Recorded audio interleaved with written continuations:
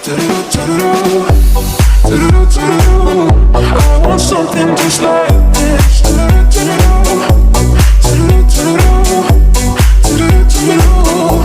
want something just like this.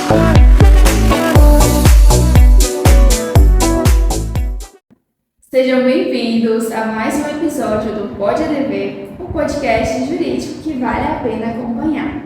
E hoje conto aqui com a presença da ilustríssima doutora Camila Freitas, ela que é especialista em Direito Agrário e do Agronegócio e também em Advocacia Extrajudicial, e veio diretamente de Luiz Eduardo para falar com a gente sobre a importância da assessoria jurídica para empresas. Não é isso, doutora? Isso mesmo. Muito obrigada por ter aceitado o convite do podcast e ter vindo diretamente do LEM para falar com a gente aqui sobre essa temática tão importante. Eu que agradeço, é um prazer estar aqui, né? Gosto muito de barreiras também, então é sempre bom estar por aqui.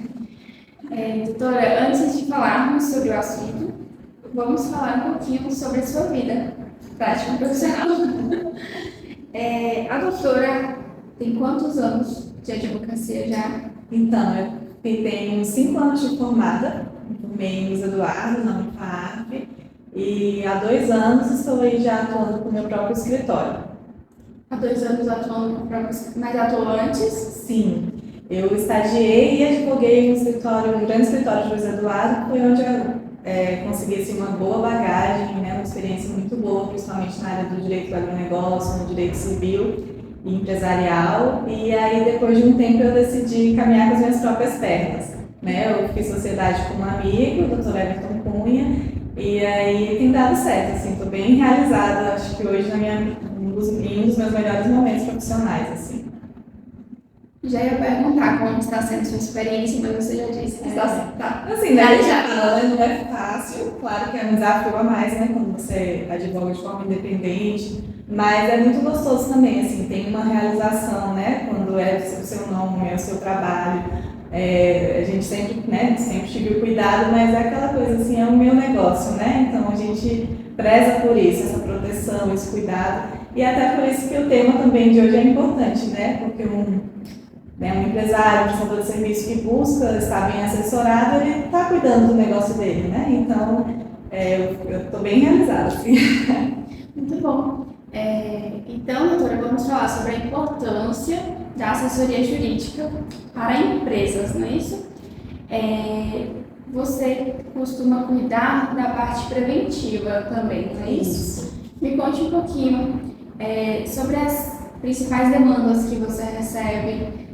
Existe um padrão, você chegou a perceber que existe um padrão de demandas? Sim. Me fale um pouquinho. Existe aí, acho que os maiores gargalos, né, que a gente fala. Eu sempre prezei muito por essa questão da advocacia preventiva. Quando eu me especializei em advocacia extrajudicial, eu vi que tem assim, um leque de oportunidades de você evitar levar um problema para o Poder Judiciário e você conseguir ali resolver, às vezes, uma situação de uma forma mais rápida e menos onerosa, né, para o seu cliente.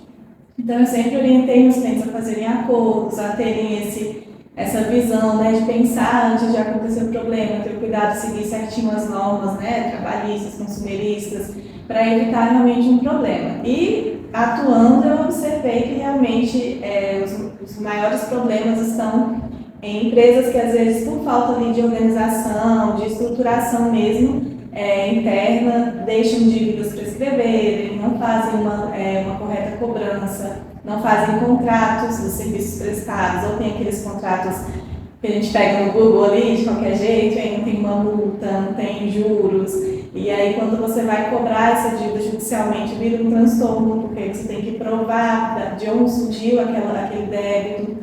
Então, hoje eu acho que são os maiores problemas, são os contratos mal redigidos, às vezes, ou contratos que são assinados sem a revisão de um advogado. E essa questão das dívidas, assim, que vão ficando, e aí quando a empresa dela está com um passivo gigante, e aí entra aí numa situação realmente que vai precisar, às vezes, até de uma recuperação judicial para se reerguer, ou acaba fechando as portas, né? Então, tem aí vários fatores que podem ser trabalhados preventivamente. Você conseguiria elencar, assim, os benefícios e os prejuízos de se ter uma assessoria jurídica e não ter? Assessoria jurídica. É bem visível, assim, né? O benefício é que você vai primeiro centralizar tudo, né, normalmente no escritório só ou em um advogado só. Você também vai ter ali a vantagem de ter essa consultoria, não só a assessoria, mas a consultoria, que é diferente. O que é a consultoria? Estou com uma dúvida, uma situação, enfim, trabalhista, estou com uma dúvida, será que eu posso agir assim com esse funcionário? Você vai ter aquele advogado ali, aquele profissional, para tirar essa dúvida: doutora, eu posso fazer desse jeito? Assim tá ok, né? É certo? E o advogado vai te orientar. Já a assessoria, o advogado, ele, além de te orientar, ele vai fazer o que tem que ser feito. Pode ser, mas vamos fazer aí um contrato. Pode ser, mas vamos fazer aí um aditivo, né, com um contrato de locação, alguma coisa assim. Então, tem vários benefícios, né, principalmente essa questão de você centralizar tudo em um profissional só, você diminuir, né, essas demandas que podem acontecer, porque se você tem essa prevenção de saber o que é certo se fazer, você já vai estar aí evitando um problema, às vezes, lá na frente. E quando a gente fala de prejuízo, assim, de realmente, né, um problema de você não ter exatamente você fazer as coisas de qualquer jeito, e aí lá na frente chega uma citação, uma intimação, mas por que eu recebi esse processo trabalhista, por que estão me cobrando esse problema aí de alguma situação com o consumidor, ou até uma coisa civil mesmo, né? Acidente de trânsito envolvendo o carro da empresa, aí minha responsabilidade aumenta. Tem, assim, N, né, possibilidades, e se você tem alguém ali, né, um profissional para te orientar, você vai evitar tudo isso, porque quando eu falo, né, prevenir é sempre melhor que remediar, e é sempre mais barato também.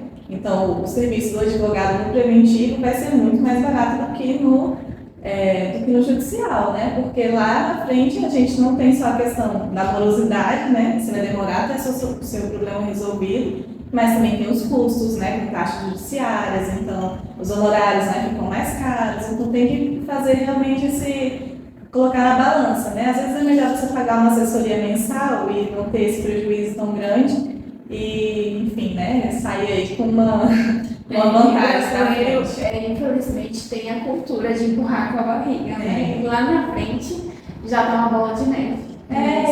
Gente, acho que o pior de tudo são os contratos. Eu às vezes, como pessoa física, sem ser como advogada, eu pego uns contratos de algum serviço que eu estou contratando e eu olho assim e eu falo: nossa, gente, aí eu ainda brinco, eu sempre ofereço: você não quer contratar um serviço para fazer um contrato? Porque realmente às vezes está deixando ali um monte de brechas, né? Não que vá acontecer, né? Aí a gente pensa assim: mas não vai acontecer nada. Mas, gente, uma hora acontece. E aí, quando acontece, se você tem ali um contrato bem feito, né, ou sua empresa está preparada para isso, é muito melhor, porque aí não vai ser um baque tão grande, né? Doutora, vamos falar um pouquinho mais sobre essa parte extrajudicial e judicial, né, na hora de resolver o conflito. O aconselhável sempre é o extrajudicial, porque demanda menos tempo, é menos burocrático, em tese, né? Mas poupa tempo e dinheiro para o cliente, não é? Normalmente sim, né? Claro que existem exceções, né? Cada caso é um caso, mas normalmente quando a gente consegue resolver as coisas, né, através de um meio de soluções alternativas de conflito, é bem melhor, né? Aqui a gente tem a arbitragem, a CAMOV, né? Tem mediação, tem conciliação.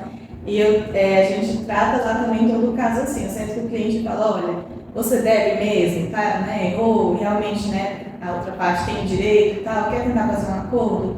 Vamos sentar, vamos conversar e tentar chegar em um consenso. Eu sempre brinco que só não faz acordo comigo se não quiser, porque eu realmente sou muito fã dessa postura mais de tentar resolver consensualmente. Porque poupa tempo, poupa dinheiro, poupa energia, né? Porque um processo judicial para a gente que é advogada, a gente tudo bem, é comum, né? A gente vê lá mais um processo. Mas eu sei que para o cliente tira o sono, eu sei que para o empresário tira o sono. Você está levando ali uma ação, às vezes, estão me processando, valor X, deita na cama e fica pensando: será que eu vou ter que pagar? Como que eu vou pagar isso? Então, eu sei que também tem toda essa questão emocional por trás, né? Então, se você consegue resolver mais rápido, claro que é melhor, né? Tira um peso ali, né, nas costas, um problema a menos.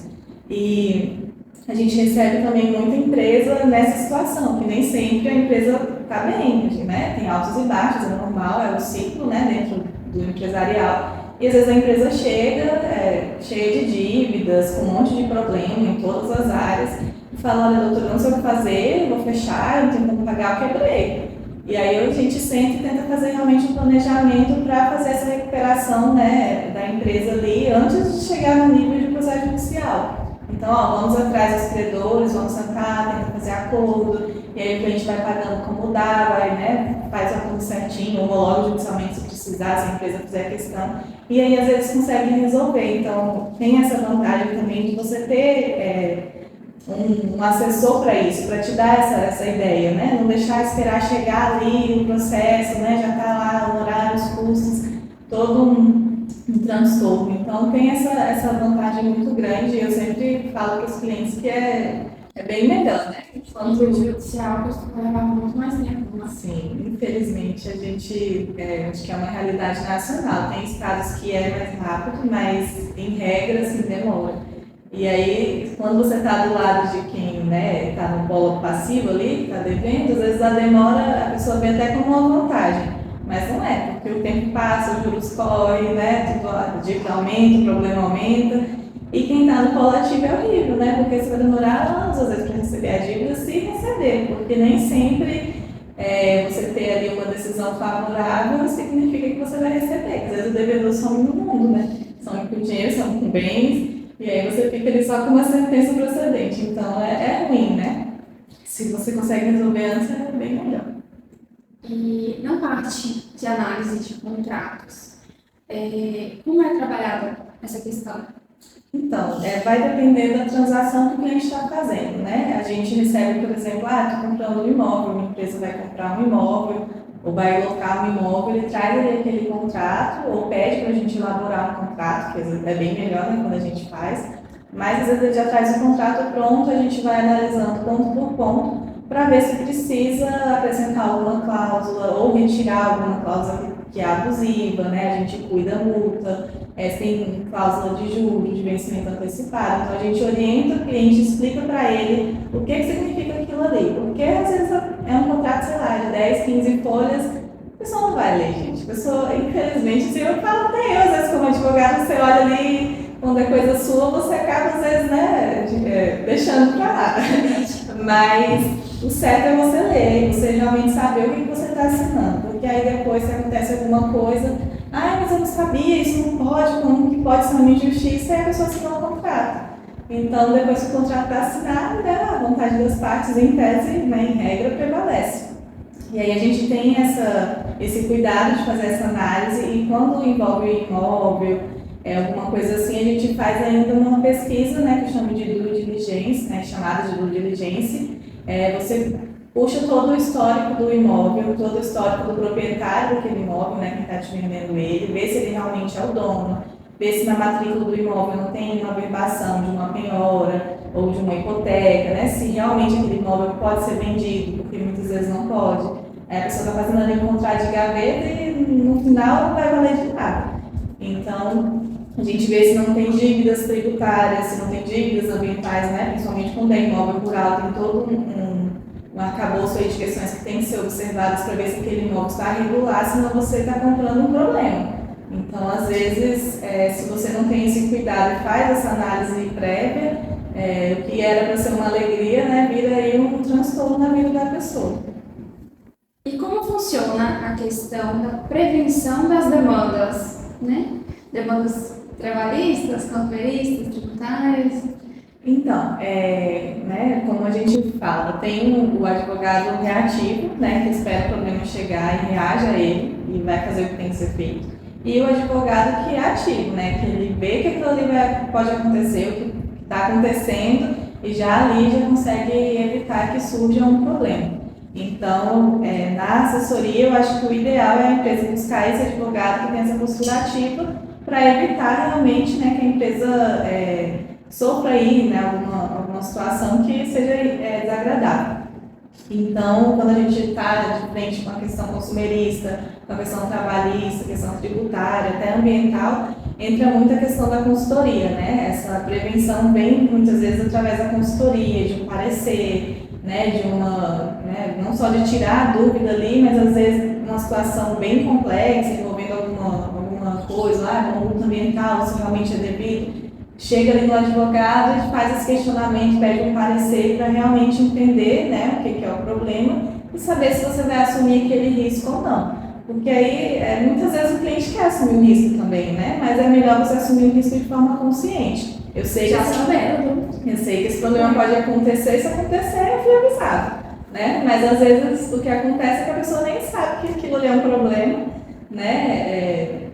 Em trabalhista e consumidor, eu acho que é um dos mais comuns, né? Porque dentro ali da rotina de uma empresa, muitas vezes, principalmente se é uma empresa que está irregular, às vezes não registra funcionário, ou às vezes não sabe ali, será que eu realmente tenho que pagar hora extra, né? O que custa ficar um pouquinho a mais, né? No consumidor ali, eu realmente tenho que dar garantia disso, sabe? Então, tira a dúvida, né? Você vai ter ali um profissional à sua disposição para te dar esse feedback, posso fazer, né? Não posso, essa pessoa está certa. Então, isso ajuda realmente a diminuir aí o passivo da empresa, os riscos, né, do negócio. Todo negócio tem riscos, isso é inevitável. Se você quer estar dentro, né, do comércio, dentro aí da área empresarial, você sabe que você vai estar exposto a riscos, mas você pode minimizar. Então, eu acho que um empresário, né, um prestador de serviço, um profissional que pensa grande, com uma visão de futuro, ele pensa em minimizar riscos para o negócio dele, né? Ele quer que o negócio dê certo, então ele já pensa grande desde o começo. Se planeja. Isso.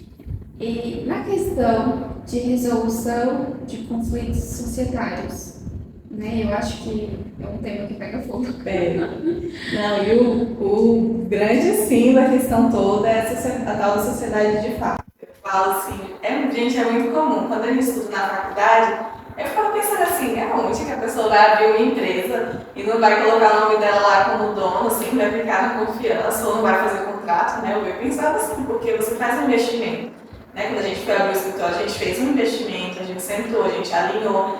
Então, quando eu fiz as minhas sociedades, eu tive esse cuidado, né? Meu dinheiro está ali, a minha profissão. Mas, gente, é muito comum. E foi um dos nossos primeiros casos, assim, dentro da área, realmente uma questão de sociedade de fato. Eram amigos, trabalhavam no mesmo setor, abriu um negócio, falando, você entra com a mão de obra e umas peças, eu entro aqui com um pouco de dinheiro, tecnologia, sistema, tal, vamos trabalhar juntos.